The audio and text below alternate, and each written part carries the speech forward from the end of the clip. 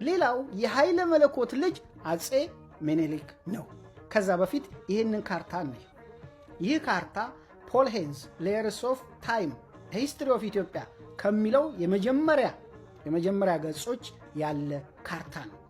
ምንድነው የሚለው? ከታች ታዩ ሞደርን ኢትዮጵያ የዘመናዊ ኢትዮጵያ ካርታ ነው የሚያሳየው። እንደ ፕሮፌሰር ባህሩ ዘውዴ ሞደርን ኢትዮጵያ ወይም ዘመናዊ ኢትዮጵያ ጀመረ የሚባለው ከ1855 ጀምሮ ነው። በዛን ዘመን የነበረው የኢትዮጵያ ካርታ ይህንን ይመስላል። እዚህ ጋር ትኩረት ላደርግበት የፈለግኩት ጉራጌላንድና ሲዳሞ ነው። ሲዳሞ ምን ያህል ሰፊ ግዛት እንደነበረ እንዲይዛችሁ እስከ ዶሎ ድረስ በውስጡ ቦረና የሚባል የኦሮሞ ኤሌመንት ቢኖርም ሰፊ ግዛት እንደነበረ ታያላችሁ። ሁለተኛው ሰፊ ግዛት በደቡብ በኩል እስከ ሲዳሞ ግዛት የሚዋሰን፣ በምስራቅ በኩል ዛሬ ምናልባትም በሰቃ ሐይቅ ድረስ የሚለጠጥ፣ በሰሜን በኩል አዋሽን ዙቃላን ያካተተ፣ በሰሜን ምዕራብ በኩል እነጨቦ ድረስ የተለጠጠ ሰፊ ግዛት እንደነበር። ስለዚህ ኦሮሞ ላለፉት 170 ዓመታት እየደለበ እየተስፋፋ የመጣው የሲዳሞና የጉራጌ ደም እየጠጣ ነው።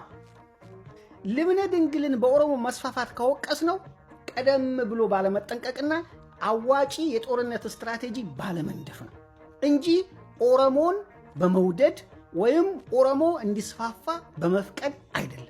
እነኚህ ሁለቱ ግን የሚያመሳስላቸው እንደምታዩት በመልክም ተመሳሳይ ናቸው። ትንሽ ይሄ ቀላ ማለቱ በጀው እንጂ።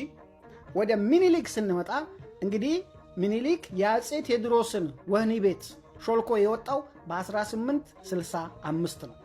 ከዛ በኋላ ከ1866 እስከ 1889 አጼ ዮሐንስ እስከሞቱበት ጊዜ ድረስ የሸዋ ገዢ ነበር።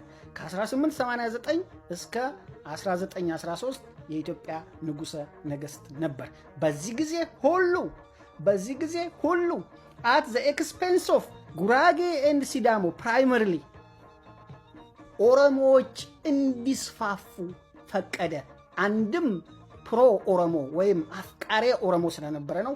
ሁለትም ጸረ ዮሐንስ ወይም ጸረ ትግሬ ስለነበረ ነው ምኒልክ።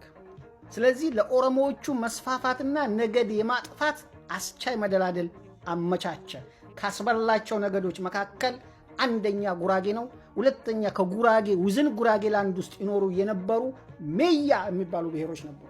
በእርግጥ ሜያዎች በልብነ ድንግል ዘመን በግራኝ አህመድ ጦርነት ሳስተዋል፣ ሆኖም ግን ሙሉ በሙሉ ጠፉ ከተባለ በሚኒሊክ ዘመን ነው የሚሆነው፣ ፈቶ በለቀቃቸው ወራሪ ኦሮሞዎች የተነሳ።